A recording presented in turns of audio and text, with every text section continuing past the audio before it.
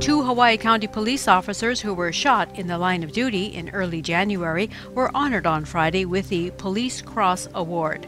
Officers Joshua Gouveia and Garrett Hatada were presented the award by the police chief, Harry S. Kubojiri, in a room full of fellow police officers, friends, and family. Their heroisms were displayed after they were shot. Through their unselfish concern, they both showed for the danger being posed to other officers and persons present at the scene. Both officers appear to be doing well these days. That wasn't the case on January 2nd, when Gouveia and Hatada responded to a report of several gunshots heard in the area of Kilauea Avenue near the Wailoa River in HILO. It was 8:52 at night when the officers began checking parked vehicles in the area of the 800 block of Kilauea Avenue. That's when a man hiding under one of those parked vehicles opened fire. Both Gouveia and Hatada were hit. Indeed, immediately after Officer Gouveia was shot, one of his first thoughts was not about his own injury, but rather about what he could do to protect his fellow officers. Officer Hatada, upon being shot, was able to return fire towards the assailant, again in protection of all persons present. But it was not until several minutes later, when additional officers arrived at the scene, did Officer Hatada, relate he too had been shot. The suspect, 31-year-old Keaka D. Martin of HILO, fled the area on foot. A huge manhunt was underway. But to have someone at large that was willing to fire upon police officers puts our citizens at greater risk. Martin was captured the next day, hiding out in a home on Palai Street.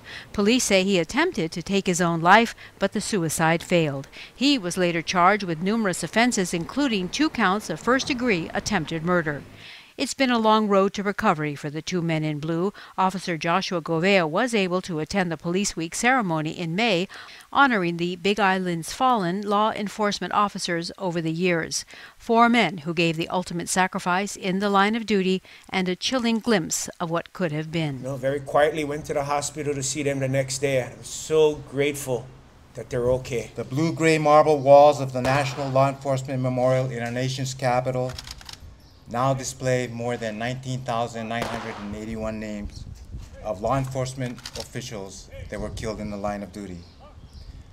Of these names, 54 officers were from the state of Hawaii. Now, almost a year later, both officers are honored with the Police Cross, as well as formal recognition from the Office of the Mayor and a roomful of thankful families. Thank you for everybody that showed up that night to assist. It really means a lot to us that everybody came out and helped with the investigation, made sure we were doing well. Yeah, thank you to everyone who responded. I think the award actually goes to everybody who walked into the darkness to find a guy that had no problem shooting a cop.